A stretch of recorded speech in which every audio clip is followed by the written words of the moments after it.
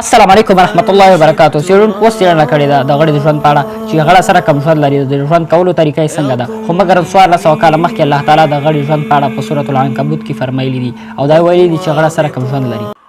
آیا تاسو پوهیږئ چې ښځینه غړه د خپل حمل یعنې د بچو زیږونې څخه وروسته خپل خاوند یعنې نارینه غړه وژني او بیا یې د خپل کور یا ژالې څخه بهر غورځوي او بیا ډېر ژر د دغه غړي بچي غټیږي چې بیا دوی خپله مور وژني او د ژالې او کور څخه یې د باندې غورځوي.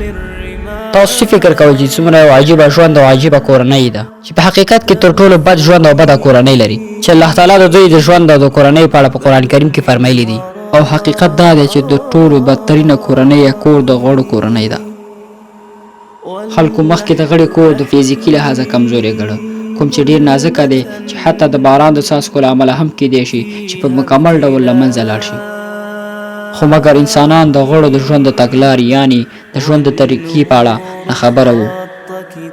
خو مګر اوسنیو څېړنو د غړو د ژوند طریقه معلومه کړه او الله تعالی هم د دوی د ژوند د طریقې په اړه ویلي دي.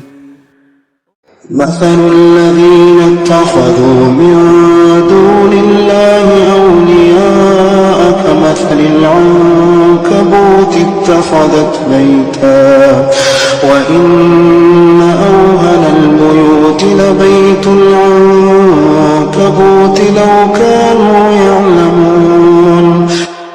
کومو کسانو چې له الله تعالی څخه پرته نور سرپرستان نیولي دي، د هغوی مثال د غړي په څېر دی چې خپل ځان ته یو کور جوړوي او له ټولو کورونو څخه ډېر کمزوری کور د غړو کور دی. کاشکې دغو خلکو علم درلودلی.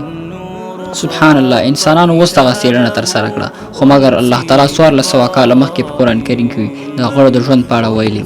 غواړئ داسې ښکلو معلوماتو په اړه باخبره اوسئ؟ عبدالرحیم حنانزی سره فالو کړئ، زموږ ویډیو سره لایک کړئ.